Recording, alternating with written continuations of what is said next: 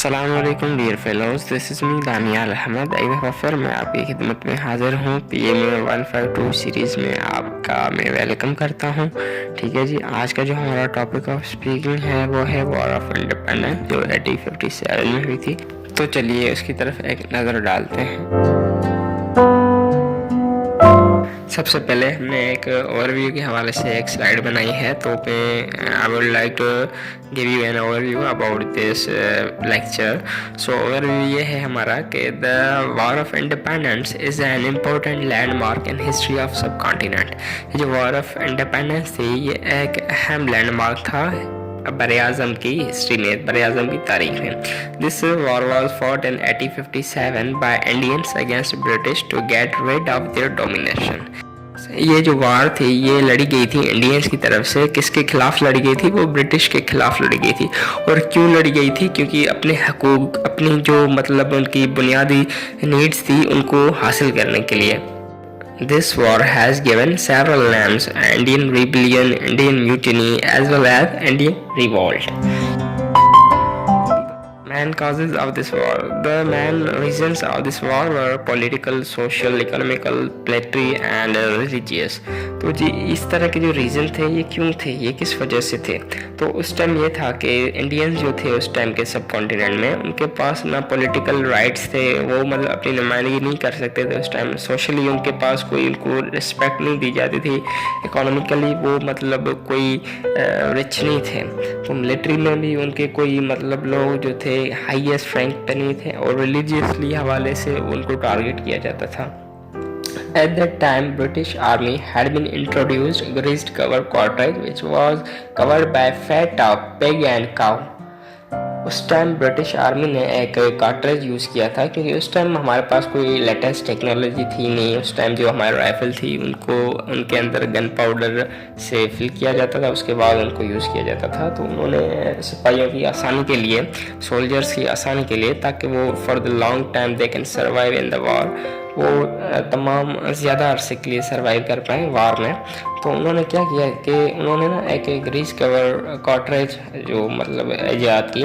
और वो Greece cover cartridge किस चीज़ से बनी हुई थी, उसको किस चीज़ से कवर किया गया था? वो थी fat of cow and pig, चर्बी से बनी हुई थी। चर्बी थी काउ की और पिग की। ठीक है। According to the Muslim religion, pig is haram, and for the Hinduism, they considered to the cow as their holy cow. मुसलमानों के लिए, जो मुसलमानों का मज़हब है, हमारा जो मज़हब है, उसमें हम पिग को हराम कंसिडर किया जाता है। और जो हिंदू हैं वो काव को अपनी होली काव कंसिडर करते हैं। The main event which became immediate cause of the war was the refuel of grease-covered cartridge.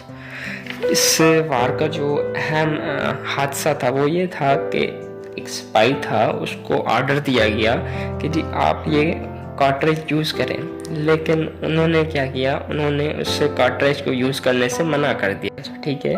Which was greased by fat of pig and cow, जो मैं आपको बता चुका हूँ, ग्रीस कवर्ड था पिग और काउ की चर्बी से। ऑन 23 जनवरी 1857, 23 जनवरी को 1857, at the same time an Indian सिपाही killed 2 British officers at Barrackpore. उसी जगह पे एक इंडियन सिपाही ने 2 ब्रिटिश ऑफिसर्स को मार दिया। और ये कहाँ पे हादसा पेश आया था? ये बैरकपुर एक जगह का नाम है, वहाँ पे ये हादसा पेश आया। When he was forced to use grease-covered cartridge, he was arrested and hanged to the death. वो उसको अरेस्ट किया गया और उसको फांसी पे चढ़ाया गया 8 अप्रैल 1857 में। This news spread fast as jungle fire. It was an extreme effort made by Indians, but they failed due to certain reasons.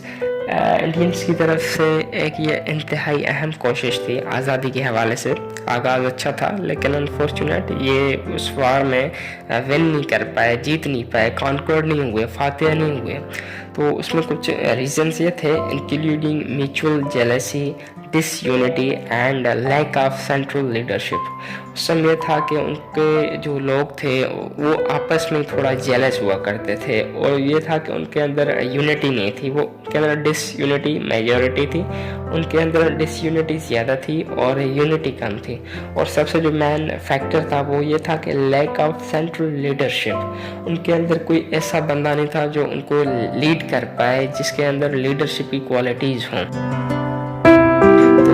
I hope कि आपको मेरी वीडियो ये अच्छी लगेगी इंशाल्लाह। So thank you for watching this video. अगर मेरी video आपको अच्छी लगी हो तो प्लीज़ सब्सक्राइब कर दें।